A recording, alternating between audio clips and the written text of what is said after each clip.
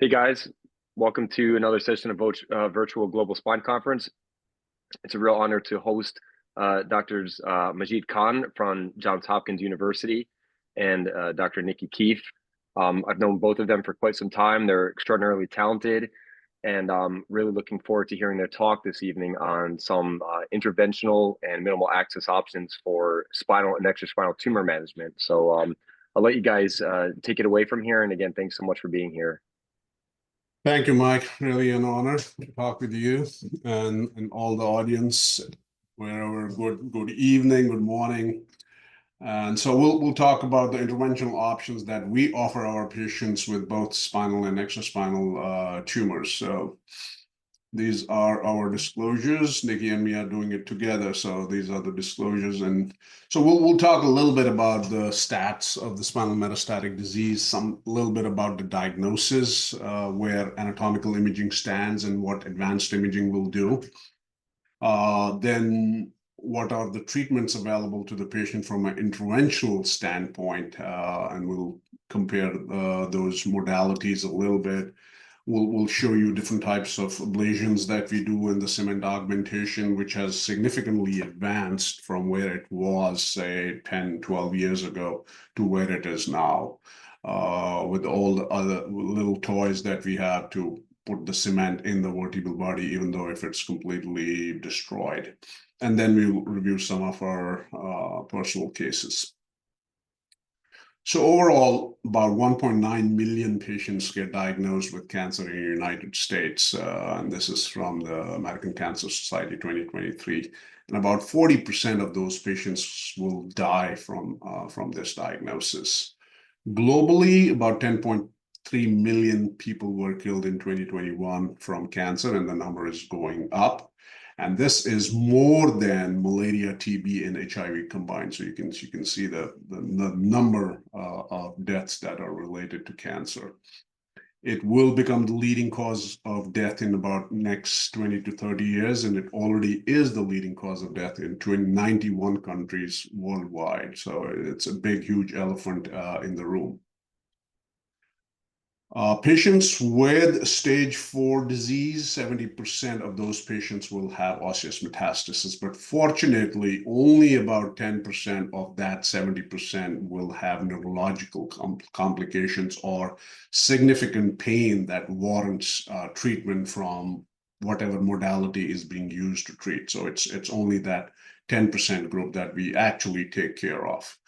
Overall, spine is the third most common site of metastatic disease after lung and liver. And then the appendicular skeleton is the fourth most common. So if you put spine and appendicular skeleton together, it probably jumps up to a number, second spot. So anatomical imaging has been the backbone, really, of diagnosing metastatic disease anywhere in the body, and spine is no exception. But the question now in the present day is anatomical imaging enough to make this diagnosis and to answer some critical questions that are being posed to us by our neurosurgery or orthopedic colleagues, or radiation oncologists for that matter. So this is just an example. This was a patient, she was in her mid-50s, diagnosed with, never smoker, diagnosed with this big, huge lung cancer, had a paraspinal metastasis right here, which you see.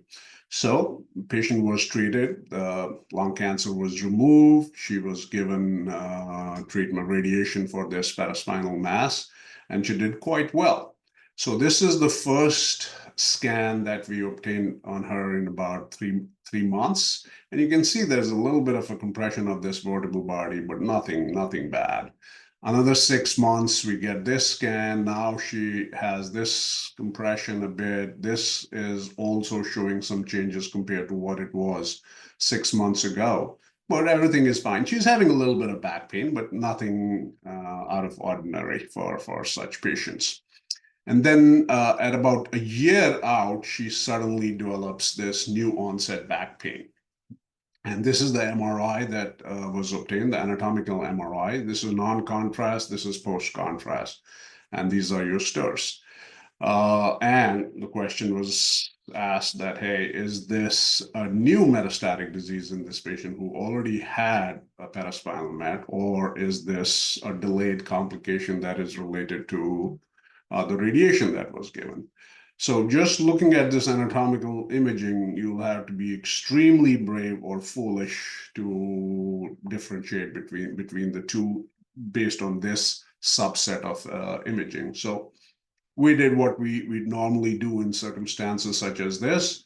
We went in and we biopsied all these three levels, and all three levels came out negative for tumor. So obviously this was post-radiation changes. But this really got us thinking, and this is back in the day, like 6, 7 years ago. And so this really got us thinking that, hey, anatomical imaging, yes, it's good, but now with SBRTs and everything coming into, and we know that SBRT causes fracture, is this good enough now? And should we be doing something else besides the anatomical imaging? Another example of this is another patient that was like probably again mid 50s, extremely active, going to the gym like 5 days a week. And she was literally, when she was waiting for me in the clinic, she was doing push-ups in the clinic.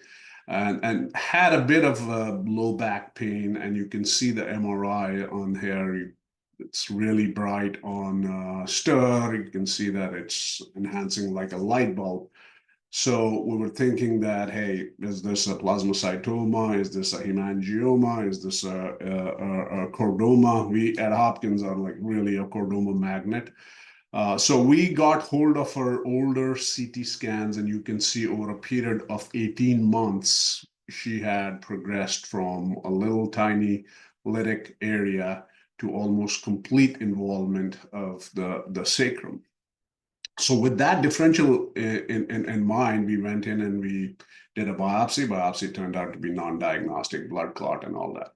So at this point, we had kind of made up our mind to do advanced imaging on these patients. So we got the patient back, we did diffusion imaging, showed an ADC value of 1600, which is good. So it told us that it's not really something bad or sinister. And then we did the perfusion imaging, and you can see on the perfusion imaging right there, this is the early phase, and as we go, this is the delay. This is a 5-minute scan that you're looking at. On the static images, this is the early arterial phase, and this is the delayed phase, and you can see filling of the sacrum very nicely. And just by looking at these imaging, you know that this is a vascular malformation and nothing else. And that's exactly when they went in and resected it out. This turned out to be a vascular malformation with some papillary hyperplasia.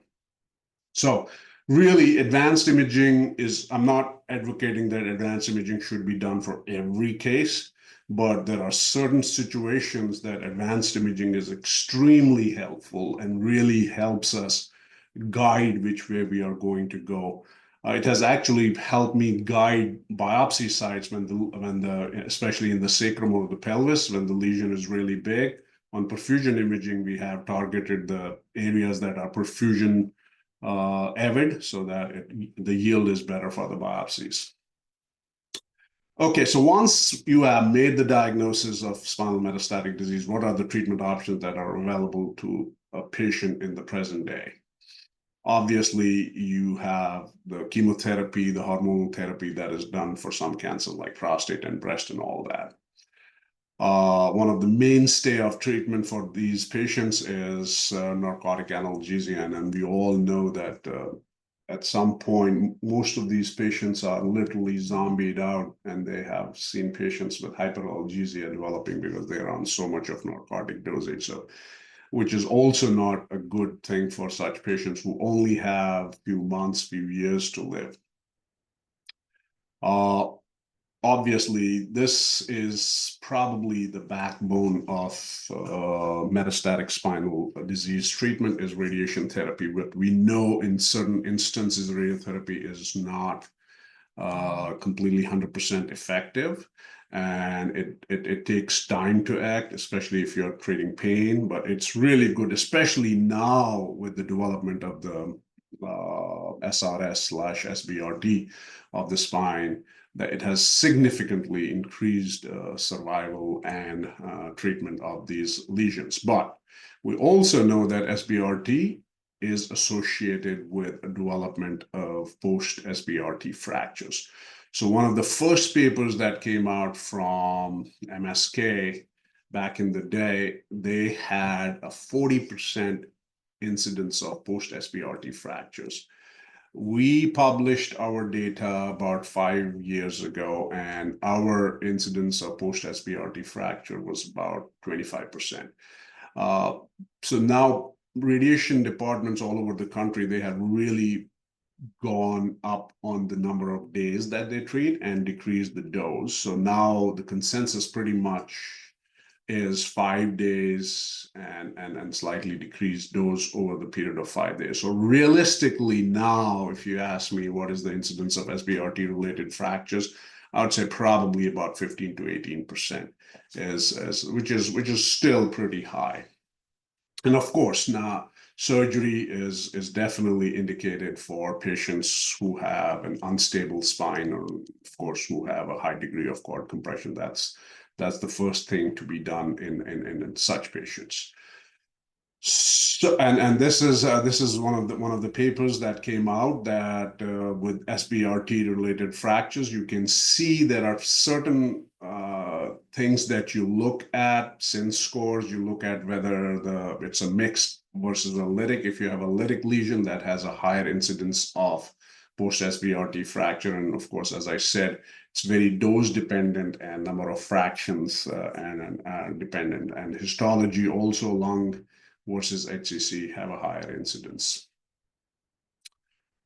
So whenever we want a comprehensive treatment of spinal osseous metastatic disease, you have to have a multidisciplinary team talking about the patient and discussing the patients in a tumor board setting, so that and everyone who is a player in the treatment of such patients should be at the table, especially palliative care also is something that we have seen as a tremendously helpful for such patients, because many a times we have reached a state that we can't do anything for the patient, and palliative care is very important also.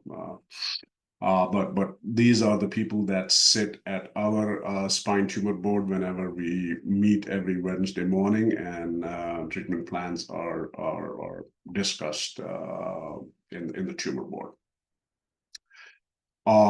Again, from a radiological perspective, what are the things that we are looking at when we look at an oncological spine? So it's very important that we mention the epidural spinal cord compression, or the Bilski grading system is very important to mention in your report, as a lot depends on this, especially which way the patient is going to lean based on the spinal cord compression and the epidural disease. The SIN score, I'm not going into the details of the SIN score, but that's very important that we discuss, and we make sure that our oncological spine imaging mentions the Bilski grade and it mentions the SIN score, so that when we discuss the patient, it's very easy to find out. And really only one parameter in the SIN score you have to look up in your medical record system. Otherwise, all others are really dependent on your read of MRI or CT, whatever you're reading. So how does it triage the patient? Score of 0 to 6 is stable spine. Score of 13 to 18 is an unstable spine. Definitely will go to surgery first. This usually goes to radiation oncology unless the patient then develops a fracture or something, and then intervention radiology will come into play. And this is where really interventional radiology or neurointerventional radiology fits. Because here, a score of 7 to 12, the rad-onc is not comfortable enough to think it is stable spine. The surgeons are not comfortable enough to think that it is unstable spine. So we come in play here, and we take care of that spine. However, we have to do it ablations or augmentation with cement and all that. And then the patient goes over to radiation oncology for treatment. Or if this fails, patient still has surgery on board. So this is just a screenshot of our radiology report when it comes to the oncological spine reporting. And you can see that They'll put in a score here. This is a macro. They'll put a sin score here, and they can even pull up the recommendation. So this is really must in this day and age if you are reading an oncological spine imaging. So now a patient diagnosed, biopsy, imaging has been done, and now it's been presented in the tumor board. So these are the treatment options that are now available to the patient, depending upon all the discussions that we have had so far, depending upon the patient's clinical presentation, SIN score, Bilski grading system. And once we discuss that patient as a whole, then we will decide where the patient is going to go first, second, third, or whatever direction the patient is going to take based off of this. But here now we're going to just talk about only the interventional part. And Nikki will take over from here, and she will start Perfect. with radio frequency. Thanks, Mike, for having me. It's nice to meet everybody. I'm Nikki Keefe from UNC, one of our IR docs there. Before we get into the specifics of RFA, when there's a patient that's appropriate for treatment for a fracture that is related to tumor, there's several different options that we have, as Majid mentioned. But when we come about to ablation, the options include radiofrequency ablation, cryoablation, and microwave ablation. I'm going to focus on radiofrequency ablation because that's the most common one that we perform. And then Majid will talk about the other two as well. So when we think about radiofrequency ablation and looking at the guidelines of where this fits in for the treatment of pathologic fractures, the two guidelines that most people refer to are the NCCN guidelines and the Metastatic Spine Disease Multidisciplinary Working Group algorithms. The NCCN guidelines puts us into three categories as to where RFA plus kyphoplasty is appropriate. And just to kind of back up a little bit for those of you that may not be familiar with this therapy, it involves accessing the pathologic fracture vertebral body, putting in cannulas into that vertebral body, ablating the tumor, and then, whichever type of ablation technique that you use. You can use a balloon in order to restore the height loss, and then you place cement into that vertebral body in order to stabilize the fracture so that it cannot compress any further. And it provides pretty significant pain relief as well as local tumor control. I'll show you guys the literature in a moment. But for the NCCN guidelines, RFA for radiofrequency ablation is really recommended for patients who have spine metastases, who have already undergone radiation therapy or surgery, but still have persistent or new spine lesions. It's included for patients who have painful bone metastases with or without a fracture. And it is included for patients who have a tumor fracture, and it's prior to radiation therapy. So we find it fit into all of those different categories, regardless of the timing of surgery or radiation therapy.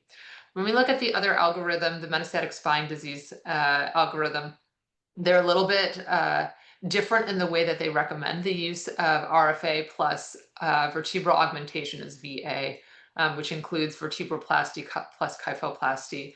And they put us into 4 of their 5 algorithms. The first is for asymptomatic spinal metastases, where you can treat it, the presence of a lesion, uncomplicated, painful spine metastases, stable pathologic compression fractures, and unstable pathologic compression fractures. Where we don't fit in is for epidural disease. We cannot ablate that close to the spinal canal without risk of any sort of injury to the nerve structures. Next slide. Okay, so here's our NCCN guidelines, the most recent ones from 2022. And if we start on the top left, where it's just a diagnosis of spine metastases, most people will not do this procedure, kypho plus ablation, for patients who are asymptomatic. Those are typically the patients that are going to go to radiation therapy. So we really fit into the patients that are symptomatic. And if we continue down that pathway to the ones that don't have any significant spinal cord compression, and for those patients, as long as they have a painful fracture, we can undergo vertebral augmentation depending on the extent of disease the distribution of the tumor, it may be appropriate for kyphoplasty with ablation versus surgery. And that's really a local decision based on your local tumor board discussion, based on what resources you have available at your institution. It's extremely variable amongst each institution as to who even does these. So at my institution, it's all interventional radiologists. At some, it's neurointerventional. Some, it's neurosurgery or orthosurgery or pain anesthesia. It's extremely variable wherever you go. And so that's why it's important to have that spine oncology tumor board so that all people are at the table. We can also treat patients who have progressive disease. So if they've been treated previously with radiation therapy and they have new or worsening tumor in that area, and perhaps they're not a candidate for continued radiation therapy, we can always go in and treat the tumor locally. Next slide. So radiofrequency ablation, just the principles behind it is it takes an electrical radiofrequency current, typically from an external machine, and heat takes that current and converts it into heat. It takes a high frequency alternating current, which agitates the ions within the actual cell, and that's what produces the heat. And that heat results in a thermal coagulation necrosis of the cells. The idea is to maintain the temperature around 70 degrees Celsius within the ablation zone. If you go beyond that, meaning you're less than 70 degrees Celsius, it's not a effective necrosis, so you may undertreat in those areas. If you go too high, above 90, you're likely to get charring, in which case you'll get impedance and it won't actually be effective. So it's important that we place our probes in appropriate positioning so that they can work cohesively between the two axes on either pedicle within the vertebral body to make sure that you're going to get the entire ablation zone. You can ablate other areas. You can ablate extraspinal metastases within the sacrum, within the pelvis. You can do the pedicles. So it's really can be used in a whole bunch of different areas. And then again, if the impedance is too high, the system will pause in order to allow it to come back to a normal state. There are multiple different companies that radiofrequency ablation probes are available from, but suffice it to say, they all work the same exact way to create this coagulation necrosis in order to burn the tumor there. Next slide. So here's a study for the combination. This is a very early study for the combination of RFA ablation followed by radiation therapy for painful spine mets.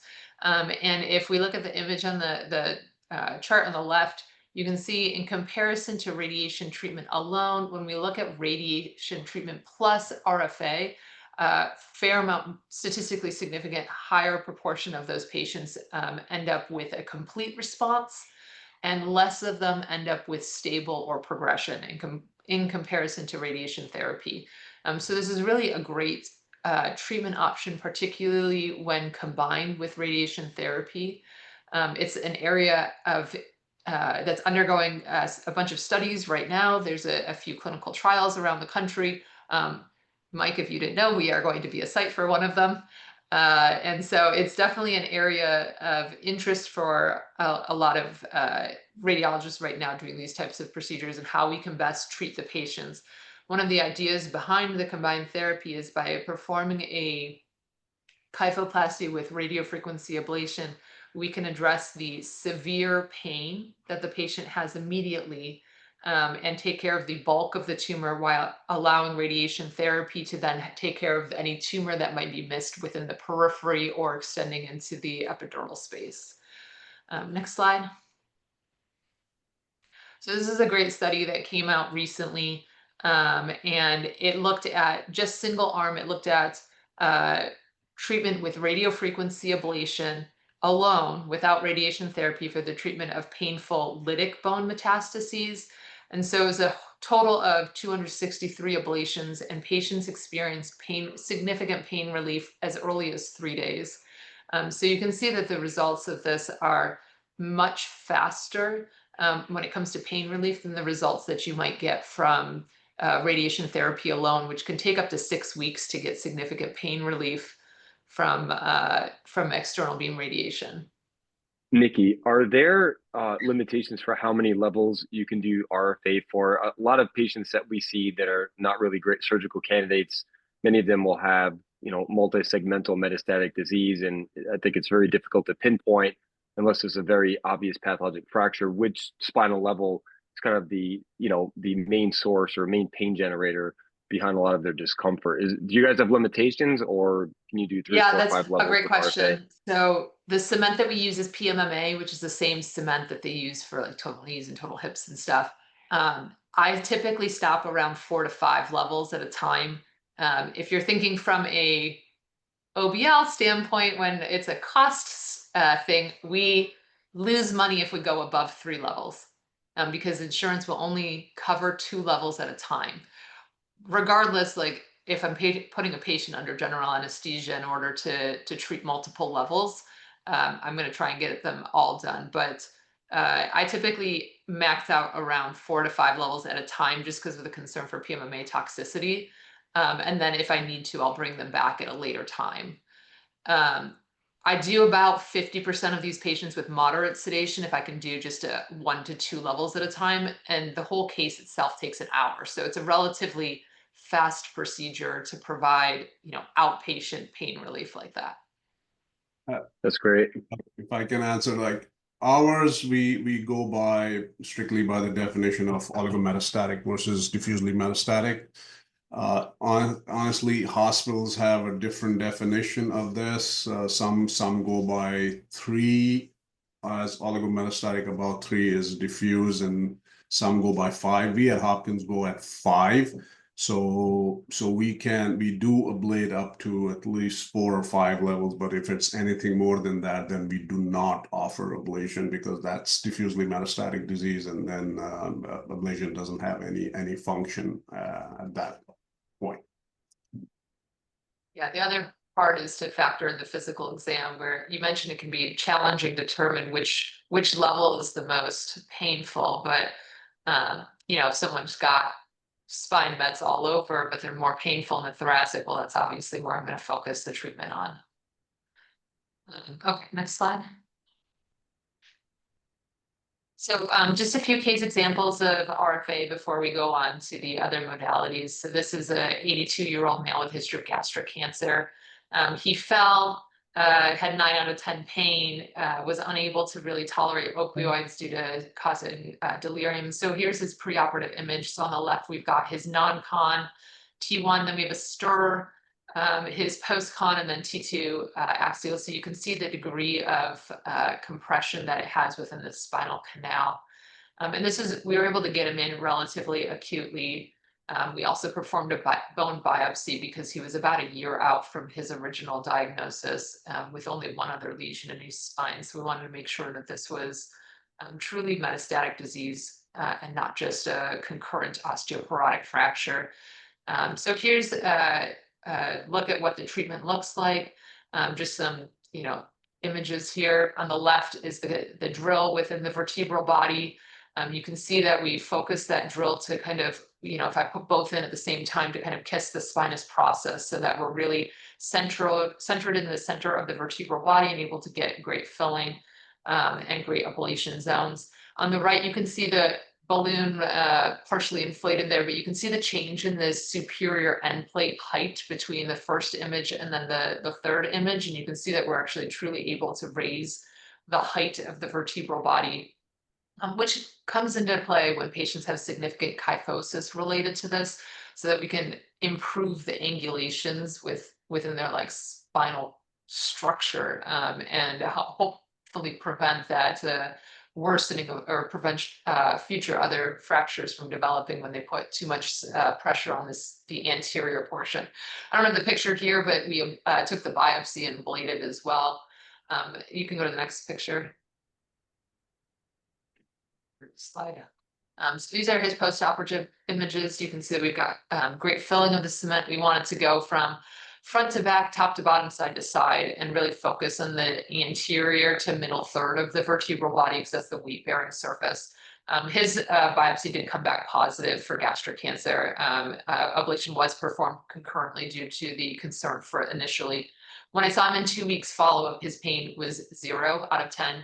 He did undergo radiation therapy to his other metastases. And he was on no pain medicines and seeing PT at that time. So it's kind of a really great result for patients who have such debilitating back pain. Next slide. Nikki, sorry, if I could ask a quick Mhm. question. What's your volume of cement that you use in an average case like that? Just out of Yeah, curiosity.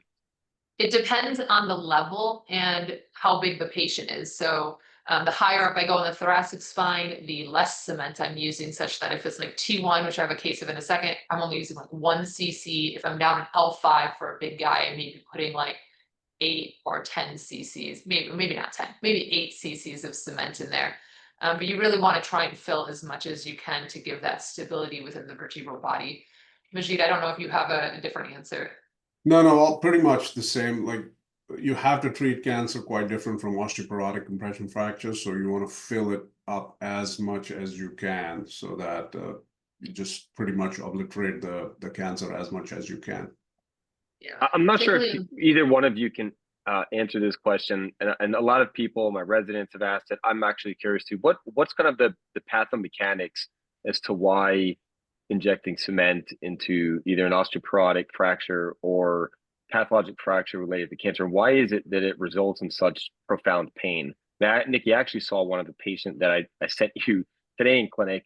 She had multiple osteoporotic fractures, and she's almost pain free today. And I was just I know a lot of these patients are, but I'm always floored when I see them back in clinic at some point after. So, kind of, what's some of the pathophysiology for the audience?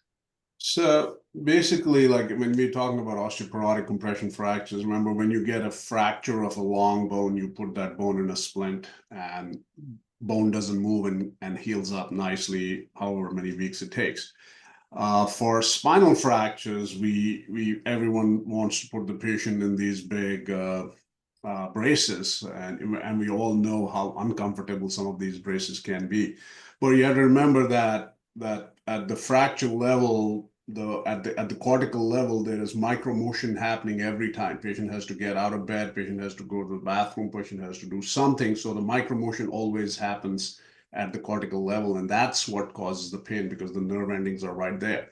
So when you fill this marrow cavity with cement, and as Nikki showed in some of these examples, when you fill it up from end plate to end plate, that's considered to be how the fill should be. You prevent that micro motion from happening, and that's how the patient feel a really good relief very quickly after that.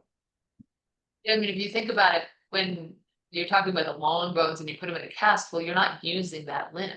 Whereas in a vertebral body, you have to, because you're still supporting the upper half of your body. So it's impossible to prevent the continued motion within that vertebral body. So it just stabilizes that.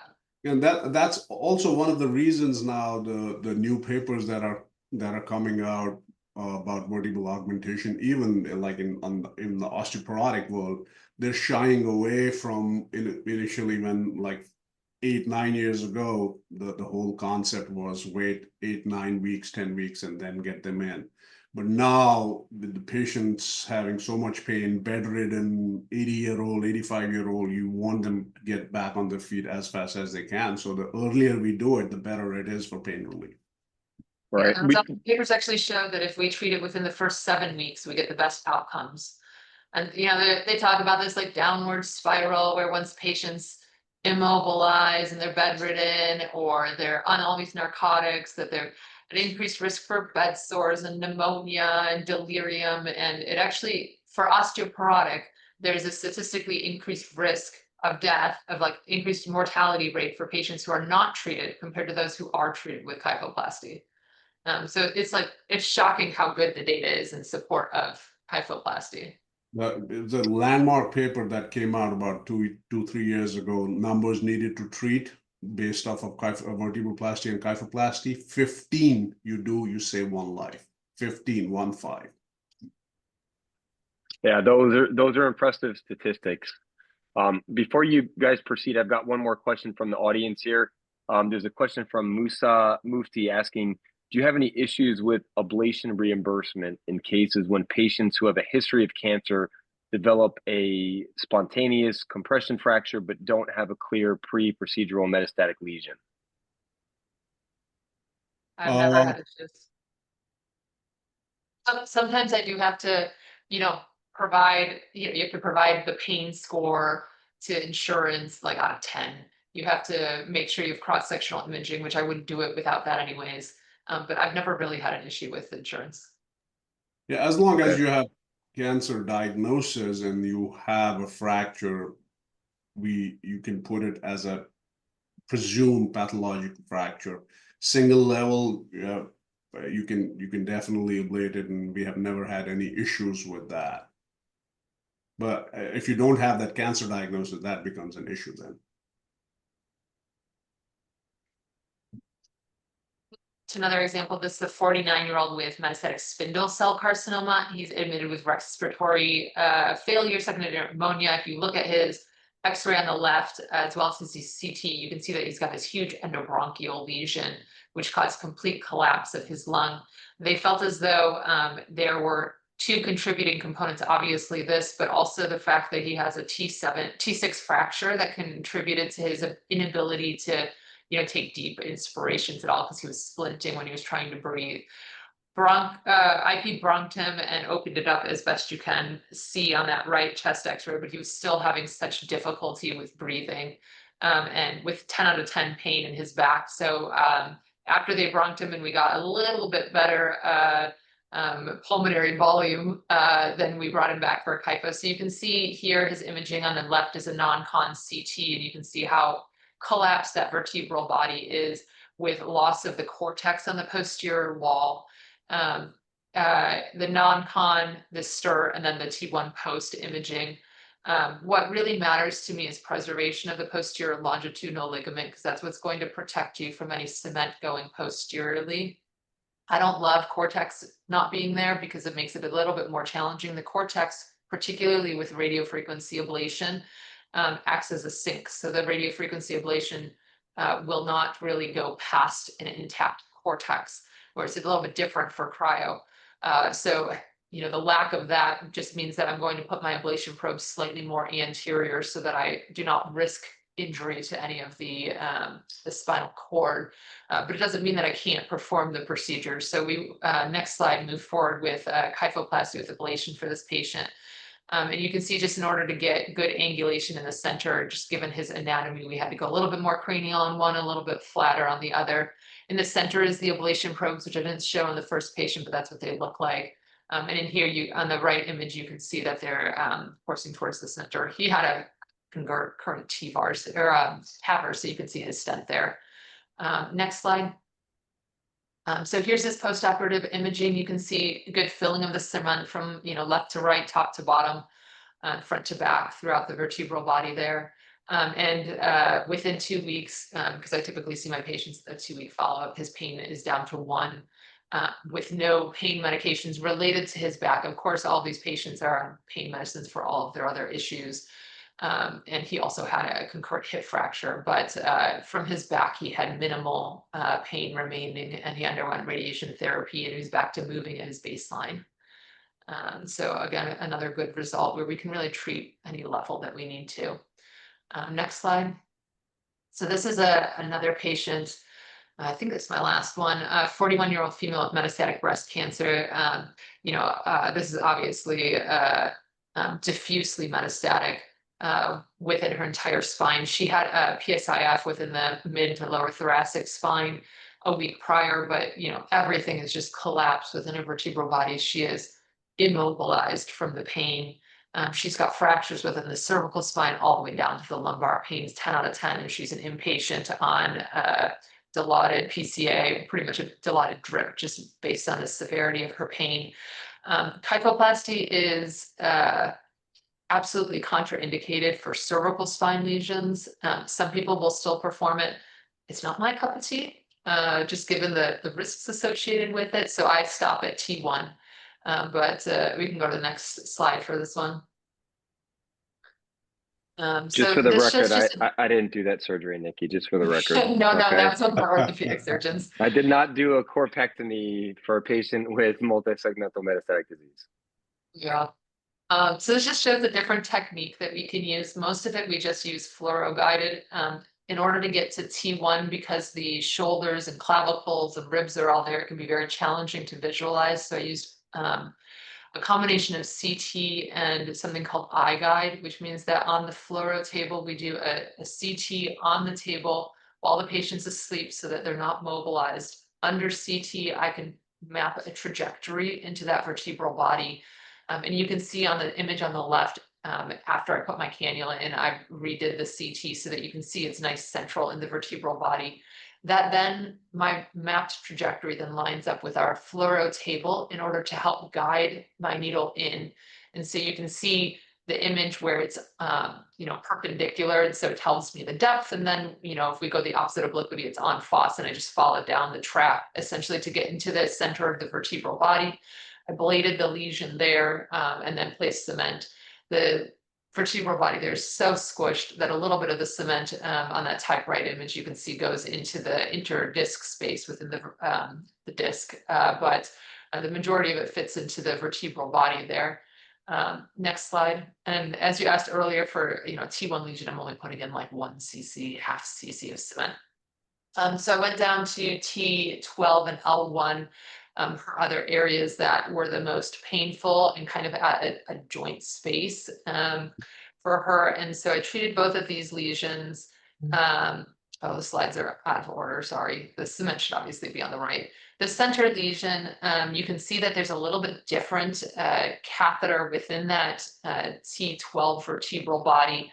After I accessed it, she had what looked like almost arterial blood coming out of the cannula. So I put a catheter into the cannula, into the vertebral body, and injected some contrast to see if there was like an arterial feeder to that. I didn't see it going anywhere significant. So I put in some gel foam, which is just like Surgisil for you guys, in order to stop the bleeding, and then ablated, and that totally treated it, and then cemented like normal.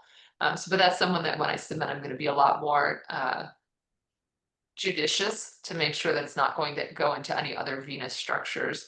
The one thing we didn't mention is the risks of this, particularly when we're dealing with tumors, is the risk for it to go posteriorly. We also think about cement going up towards the lungs, but for tumors in particular, going through the posterior wall when that cortex is not preserved, and causing any sort of significant compression on the cord. In which case I have Micah's backup, and there's definitely one time that I had to go over to him and be like, hey, I just want you to keep an extra eye on this patient because there is some bulging of the tumor, and when we do the ablation, it causes some extra edema in this area, and that can cause increased inflammation, particularly posterior, which can cause compression on the cord. So for these patients where they've got significant either posterior vertebral body disease, already have epidural disease, those kinds of things, I put them on a steroid taper pack in order to help prevent any sort of inflammatory complications. Nikki, that was a great point you made before about the PLL being intact. So like that case in particular that you're referring to that you got my feedback on, I've seen that happen in my own cases. If I do an intraoperative vertebroplasty, sometimes what you'll see is that the cement may leak out the posterior cortex, but as long as the posterior ligament is intact, it will actually keep the cement confined. And it may be an eyesore on, your post-interventional CT scan, but it's just a small crescent shape of cement, Yeah. essentially, that's in the ventral space. But I wouldn't even classify it. And Majid, I'm not sure if you would agree or disagree, or Nikki, I don't even classify it as necessarily being in the epidural space. It's really in kind of the preligamentous space. So I'm not really too concerned when I see that cement is kind of extravasated, but has not kind of bypassed the posterior elements of the PLL. I Yeah. totally agree. It doesn't mean Absolutely. that it's not a sphincter tightening moment. It's very nerve-wracking because I can't see it the same way you can. But that's why it's important to have like a multidisciplinary discussion. So you always have, from my standpoint, you always have someone that's available to help out if you need it. Oh, sorry, back one slide. Those are just the post-operative imaging. And so you can see that T1 lesion in particular where there's cement within the vertebral body and filling of the other ones. Okay, one more case.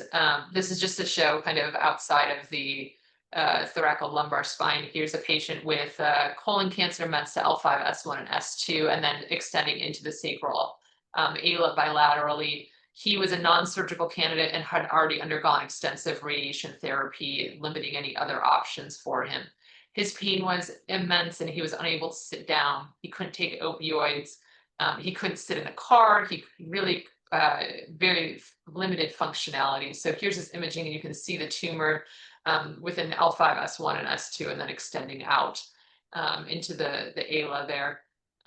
It was helpful that he already had some lower extremity weakness and numbness, so I didn't have to worry as much about the foraminal nerves, but you can see here treating, putting the cannulas up into the bilateral sacral ala, ablating those areas, and then filling it with cement. And then if you go to the next slide, we can do the S1 to S2 lesions as well, and ablate that area and fill with cement. When we go in through the central S1, there, as well as sacral ala, you have several options to go transverse or longitudinal. I'm more a fan of the longitudinal as long as you enter below the thecal sac. So I typically enter somewhere around S4 and then work the way up.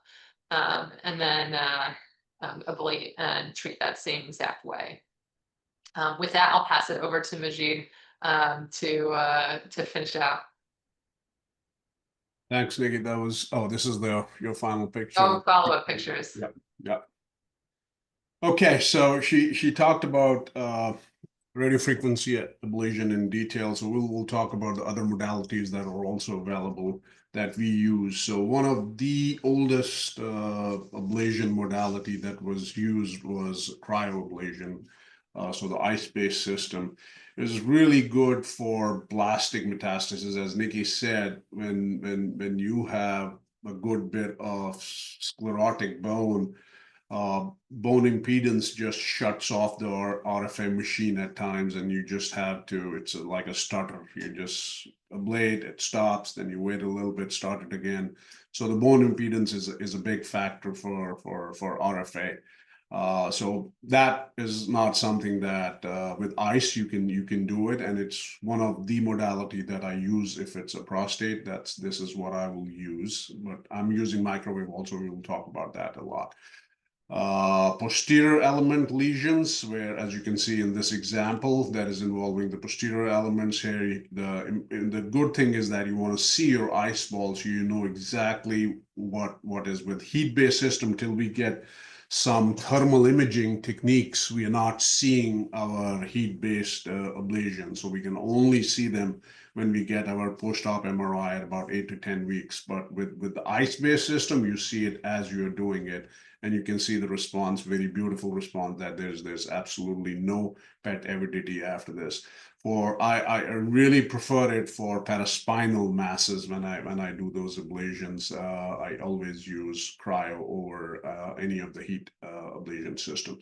So cryo, basically intracellular kill, is that you really form these ice crystals intracellularly, which just denatures the protein, kills the organelle, and also ruptures the cell membrane and ultimately lead to cell death.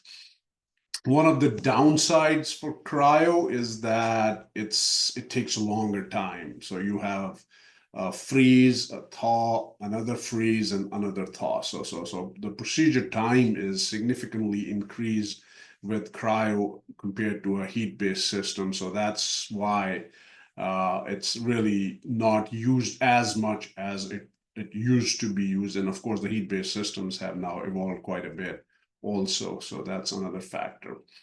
But just showing you a few examples. This is a patient with adenocarcinoma, had CRT, had surgeries done, CyberKnife, SBRT, and then recurred in the posterior paraspinal soft tissues. Didn't have any pain, so instead of saving the radiation again for later time if it recurred, they asked us to ablate it with cryo. And here you can see the ice ball very nicely under CT form. You know that it is contouring to your area of metastasis. That's with the probe in. And this was the final picture that we took. So we knew that we have taken this whole paraspinal met completely out. And this was a follow-up 10-week scan that you can see coagulative necrosis of the soft tissues with no enhancement at that point. So very, very good modality to use in soft tissues. This was another case. It was a liposarc that had been resected and then had RT twice. And then patient still had a recurrence. You can see this is the IVC of the patient that is like almost squished by this mass. So this is the initial exam of the patient. We decided that it's a better option to go for cryo in this patient. So this was the initial CT, and then we went in. This is intro procedural. Again, you can see very nice. We used at least 3 probes for this so that we can contour to this tumor very nicely. This is after the probes were taken out. And again, had a little bit of lytic lesion inside where we went in and put some cement in there also. And so this was the pre-scan before treatment, and this was the post-scan that we got in about like 4 months post-treatment. And you can see that complete loss of the PET avidity within the tumor and sustained treatment effect from cryo. This is just another example of, again, paraspinal metastasis, and you can see the coagulative necrosis that has happened over time with no enhancement noted in this region. So this was 3 months. So a great modality for soft tissues. Moving on to microwave ablation. So radiofrequency ablation is a electric-based system. This is more electromagnetic, so there are no electric power involved in this. We use probes that have radio frequency that can range from 900 mega units to about 2.4 gigahertz.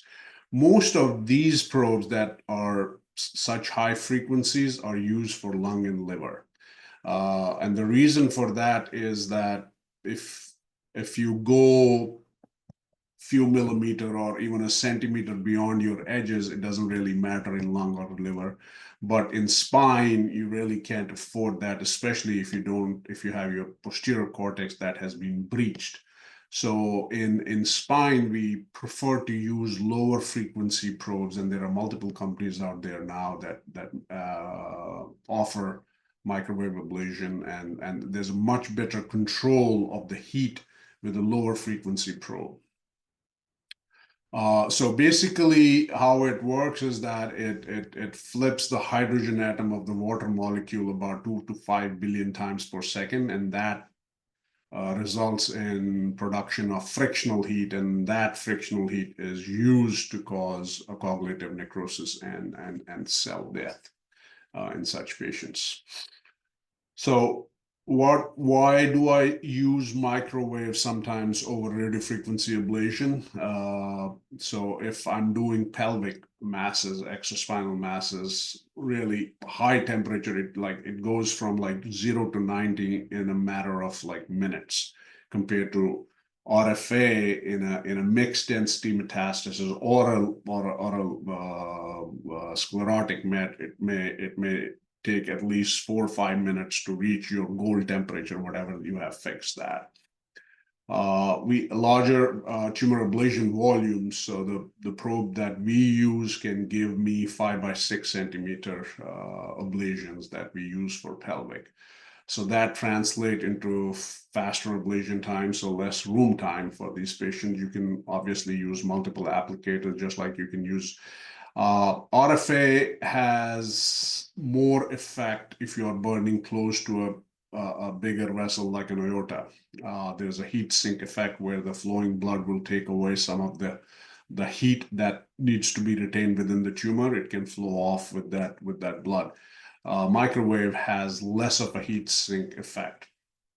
And one of the biggest reasons that I use microwave is that really, even if it's a sclerotic met, I can use microwave. I don't really have to see whether now, hey, should I use cryo, should I use RFA? Microwave is really good for sclerotic, and the bone impedance is significantly less compared to radiofrequency ablation. And now with the newer systems, you don't really need grounding pads, but this was never an issue with microwave because there's no electricity involved in this. This is a electromagnetic system. So having talked about all these things, one of the biggest things that we have learned over time from our radiation colleagues, like how they plan the treatment, is that they have the tumor volume, and then they go to clinical tumor volume, the gross tumor volume, and all that. And that's exactly what we try to follow in ablation now. So what you see on imaging is not the edges of the tumor. The tumor is definitely beyond those edges. And if I'm going and treating an oligometastatic disease, number one, of course, is pain palliation. That has always, you're never going to treat a stage 4 patient. But pain palliation is your number one goal. But in oligometastatic disease, local regional control is also now equally important for us. And that's why we go over and beyond the zone of the MET that we are seeing, so that we can completely ablate that vertebra and then fill it up with cement. So these are a few examples. So here is a patient with lung cancer, and you can see this L4 metastatic disease. This is pre-contrast, this is T2, and this is post-contrast. And here you can see some paraspinal involvement and the vertebral body involvement. So obviously it is much more on this side, but we came and we ablated it on both sides. And then we push cement in after a month from the diagnosis. And this is 9-month post-ablation MRI, and you can see that the area that we had treated does not show any enhancement or any recurrence of the tumor. Patient has, in the interim, developed another new metastasis at L4 level. And this is the cement, and this is the granulation tissue around it. That's what you want to see. We even do, as I said, we do advanced imaging with perfusion and diffusion. And so this is a perfusion imaging scan. This is the early arterial phase, arteriovenous phase, and the delayed phase. And you can see that this MET is lighting up in the early arterial phase, but there's absolutely no enhancement. And this is a patient who did not have radiation, had refused radiation. So it's been completely only treated by ablation and cementation. So really, 9 months post, we still had excellent control. And this is just show the pre and the post ablation zones and cementation in this patient. So we actually did publish a paper with local regional control with microwave ablation in patients who had refused radiation therapy because they had radiation therapy before and had some issues with it and didn't want it again. And now this is the same patient 2 years post-ablation. This is actually one of the patients that's in our paper, and you can see the significant increase in this MET, and this still remained completely clean 2 years after ablation. This is a patient with metastatic bladder cancer, and you can see that there is destruction of the superior end plate anterior level. So this patient had to go for SBRT, but the patient had like a 14 on a 10 pain, could not lay. He was practically living in his recliner because he couldn't lay down. So they could not even do a simulation scan on this patient for radiation purposes. So the patient was sent over to us to take care. So we can see that there was complete destruction of the bony cortices. So we decided to ablate it, and then we put in what's the Keefe implant that we put. And the good thing of Keefe is that once you put this implant in, the cement comes only from the inside of the implant, not from the outside. So the implant kind of keeps the cement inside of it, and for vertebra that have bony osseous wall destruction, this is a great device to use. And you can see that very nicely the Keefe device is in that cavity of the bone, and the cement is well inside, and nothing has extravasated out. And these are the axial images with Keefe nicely in place and cement inside of it. Another cancer, urothelial cancer with T9, T11 metastasis. This is a hemangioma. And of course, this is the metastatic disease. So this case I've just put in to show the use of the hybrid system. We have a hybrid system in which fluoro and CT is in the same table, and that's very helpful at times. And so I put in the microwave, I ablated it, and then I put the cement in. But somehow I felt that the cement was not enough for when compared to the volume of the met that was in the vertebra. So we did a quick CT right there, and obviously you can see that a large portion of that tumor. And this is to answer what Mike was asking early, that how much of cement should be done. So when I saw this, I said that this is not a good fill, and this has to be filled more. So we got the fluoro out and got the CT in, and then we did the rest of the case under CT. And now you can see that we had a complete 100% fill of that metastasis, and patient did great post-treatment. And this is the MRI that we obtain. Usually at about 10 weeks, we get MRIs on these patients to look at what we have done. And you can see very nicely the peripheral zone of granulation tissue. Inside is the cement, and very nicely patient. This is the bone scan with no activity on the bone scan post-ablation and cementation. So these are very, very good now procedures that can be used for local regional control of disease, especially in that SIN score that we earlier talked about. This was a 10-year-old kid with this big lesion that was involving, I think this was C6, and came to our pediatric neurosurgeon from out of state, actually. And this was the scan that was done, and they had seen the patient. The patient had biopsy elsewhere at some hospital, which had come out to be non-diagnostic. So the family was really very worried about, although we were thinking that, hey, this could be like an osteoblastoma, but obviously we couldn't exclude anything sinister. And with the biopsy being non-diagnostic, the family didn't want to take any chance. So they had us rebiopsy it, and it turned out to be an osteoblastoma. So this is the surgical note from the pediatric neurosurgeon. So they had offered to take this out and do some fusion and all that, but the family just asked them, is there any other option that can help out with this and not have this 10-year-old go through surgery? So that's when the patient was referred to me. It was very hard because of the level where it was. The nerve was right underneath it, but we said we'll give it a shot. So Nikki was talking earlier about things that we sometimes use when we are close to the spinal cord, when we are close to the neural foramina. So this is an epidurogram that I had done, so I knew where my spinal cord was. There's another, it's showing well in this picture. So I had a thermocoupler that we had put in the foramina so that I knew what is the temperature the nerve was feeling. And then this is our ablation probe that we put in and ablated this osteoblastoma. And this is a 6-week follow-up scan on this patient. So it was very heterogeneous, kind of lytic mixed density, and you can see that it is now bone formation is happening there, and that's exactly what you want post-ablation of these osteoarostomas or osteoblastomas. And this was a 6-month scan, and the patient was absolutely completely pain-free by this point. She was doing gymnastics and all, and so this was a very good result that we have had. We have done few in the cervical spines now, and with great results. Oops. Other way. And I'll stop with this one.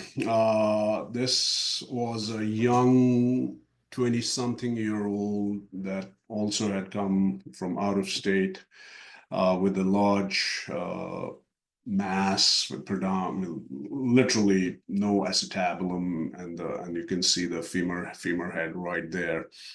And came to our ortho-onc, and the ortho-onc had offered surgery for this. This guy was in the army and did not want that big, huge surgery done. So the patient was sent over to me to see if I could do anything. I said, like, hey, like if I leak into the joint space, the surgery will have to be done. But they said, okay, no, but still see if he really does not want it. So I did some literature search. We biopsied it. Obviously, this turned out to be a giant cell tumor. We biopsied.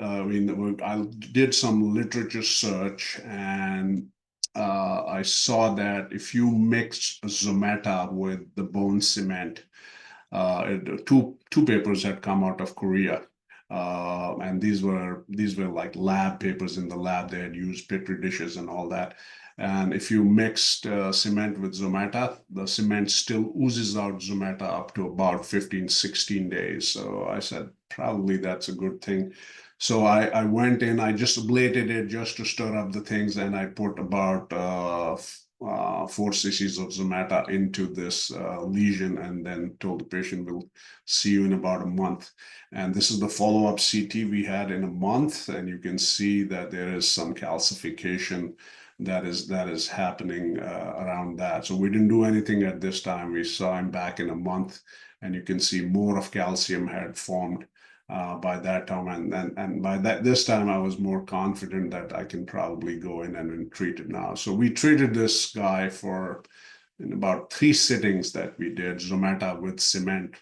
We treated, and this is what he came in with, and this was the final image that we had. We literally created the acetabulum with cement, and with the help of Zometa and cement.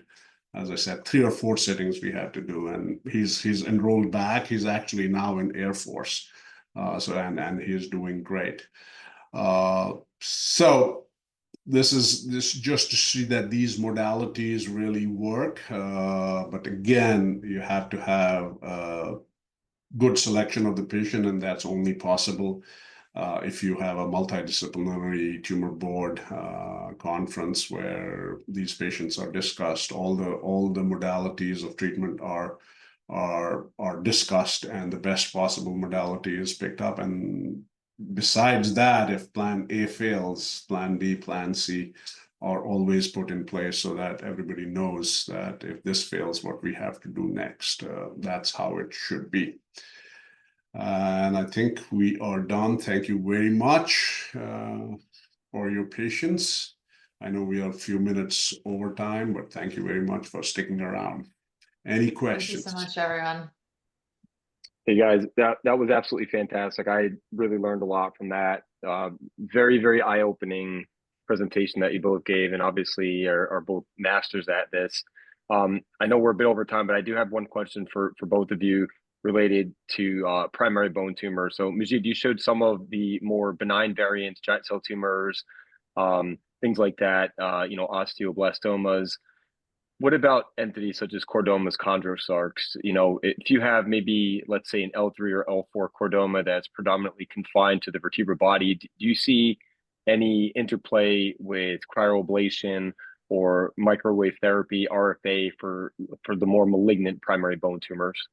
We have done few cases, but not as a primary modality of treatment. We have, if surgery has failed, there is recurrence of the chordoma, so radiation therapy has been done, and then only I've treated 3 patients of chordoma, but we do not offer that as a primary modality. I would say that I've treated a bunch of multiple myeloma and plasmacytoma. It's technically off-label because they were not included in the original studies. And they do so well on systemic therapy, but if they've got a concurrent pathologic fracture, I'll treat those levels. Yeah. Awesome. All right, guys. Well, we'll let you guys go. Thanks again so much. Next week, I believe Mike Selby is up from Australia to host this conference again, and just check in and on LinkedIn and other social media platforms for what the talk will be on. So thanks again, Nikki. Thanks again, Majid. And this was absolutely fantastic. Hope you guys have a great night, great morning. Thank you, Mike. Yeah. Thank you, everyone.